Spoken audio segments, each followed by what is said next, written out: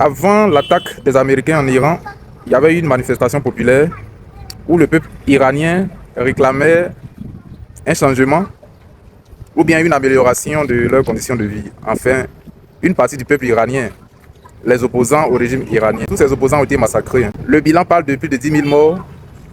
Certains même vont jusqu'à parler de 50, 100 000 morts. Ce pas des mouches qui ont été tuées, c'est des êtres humains.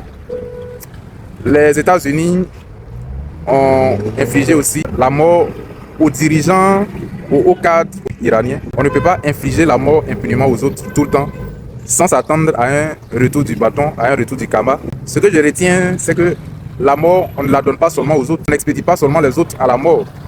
La mort aussi peut venir vers vous. Donc que personne ne se sente au-dessus ou qu'il dise qu'il est super puissant. Une bonne partie des opposants iraniens ont été massacrés. Mais ceux qui les ont massacrés aussi ont été éliminés. C'est la loi du karma parce que toutes les vies se valent. Voilà. Il n'y a pas une vie qui vaut mieux que la vie de l'autre.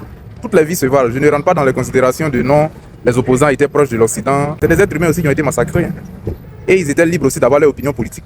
Lorsqu'ils ont élu le nouveau guide suprême iranien, Mojtaba Khamenei, c'est aussi par la voie démocratique qu'il a été élu, non? C'est le Parlement qui l'a élu.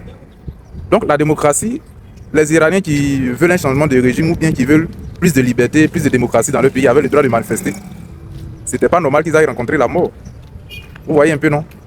C'est comme ça. Donc quand tu donnes aux autres, il faut te dire que ça peut revenir vers toi. Ce qu'on a semé, on récolte toujours. Voilà.